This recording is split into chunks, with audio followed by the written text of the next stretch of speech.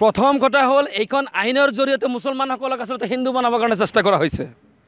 এই বিজেপি নেতাধীন চৰকাৰখনৰ এটাই লক্ষ্য আৰু উদ্দেশ্য মুছলমান খতম কৰি দিয়া, যাৰ লগত উদ্দেশ্য প্ৰণীতভাৱে আচলতে এই ৱাকফ আইনখন এই তাৎক্ষণিকভাৱে ইয়াত অনা হৈছে।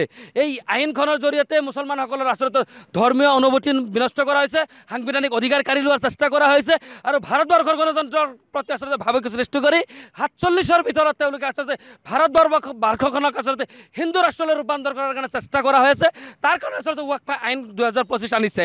গতিকে এই আইনখন জাতিদংগী আইন, সংবিধান বিৰোধী আইন, মুছলমান বিৰোধী আইন। আৰু মুছলমান এনে এটা জাতি আৰু এনে এটা ধৰ্মৰ পৰা আপোনালোকে জানে, এই মুছলমান ধৰ্মাৱলম্বী লোকসকলে আচলতে ব্ৰিটিছক খেদিছিলে।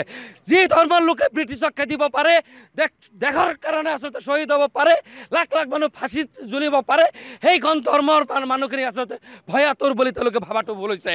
আমি ভয়াতুৰ নহয়, ভাৰতবৰ্ষৰ মুছলমান ঐক্যবদ্ধভাৱে এতিয়া আন্দোলন কৰিব, ন্যায়ালয়ৰ যুঁজ দিব। ভাৰতবৰ্ষত এই বিজেপিৰ স্বৈৰাচাৰী ৰাজখনক আচলতে তেওঁলোকে ধূলিচ্যুত কৰা হ'ব আৰু তেওঁলোকক ক্ষমতাৰ পৰা আচলতে কাঢ়ি অনা হ'ব ক্ষমতা। যেনেকৈ আমি ব্ৰিটিছক খেদিব পাৰিছোঁ, বিজেপিক খেদি দিয়া হ'ব, ন্যায়ালয়ৰ দ্বাৰস্থ হ'ব, দিল্লীৰ প্ৰশাসনতন্ত্ৰক স্তব্ধ কৰা হ'ব, অসমৰ লগতে অন্যান্য যিমানসমূহ আচলতে বিজেপি নেতাধীন আচলতে চৰকাৰৰ ৰাজ্য আছে, গোটেইখিনি প্ৰশাসনতন্ত্ৰক আচলতে আমি স্তব্ধ কৰি দিয়াৰ সিদ্ধান্ত লৈছোঁ। আজি আমি প্ৰতিবাদী কাৰ্যস্থলীত আচলতে মুছলিম ছাত্ৰ সন্থা, আমি ABMSU, RMC, মুছলিম জাতীয় পৰিষদ, নেমচুকে আদি কৰি আচলতে 5টাকৈ সংখ্যালঘু সংগঠনে ঐক্যবদ্ধভাৱে আমি প্ৰতিবাদী কাৰ্যসূচী ৰূপায়ণ কৰিছোঁ। প্ৰতিবাদী কাৰ্যসূচীৰ জৰিয়তে মহামান্য আচলতে আমি ৰাষ্ট্ৰপতিলৈ স্মাৰক পত্ৰ প্ৰেৰণ কৰিছোঁ। আমাৰ দাবী মানিবই লাগিব। যেনেকৈ কৃষক আইনখন বাতিল হৈছে, যেতিয়ালৈকে আমাৰ এইখন আইন বাতিল নহয় তেতিয়ালৈকে আচলতে আমাৰ এই প্ৰতিবাদ চলি থাকিব।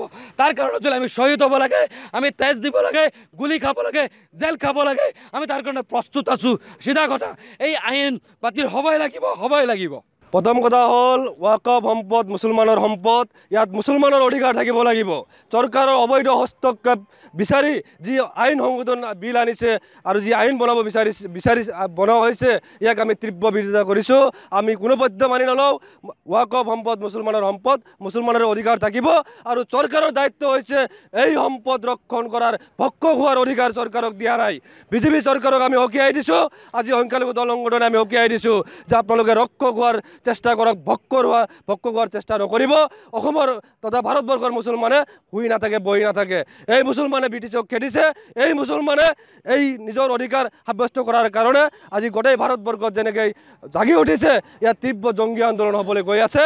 চৰকাৰ সাজু থাকক। অহাকালিলৈ RMCৰ উদ্যোগত চিৰাং জিলাৰ কাজলগাঁৱতো এক বৃহৎ প্ৰতিবাদী কাৰ্যসূচী ৰূপায়ণ হ'বলৈ গৈ আছে। আৰু অসমতো আমি অসমৰ মুখ্যমন্ত্ৰীক আহ্বান জনাইছোঁ, অসমতো বহু ৱাকফ সম্পদ আজি বেদখল হৈ আছে, সেইসকলক বেদখল মুক্ত কৰি পেলাই ৰক্ষকৰ ভূমিকা আপুনি পালন কৰক, অন্যথা কিন্তু আপোনাকো মুছলমান সমাজে ক্ষমা নকৰে।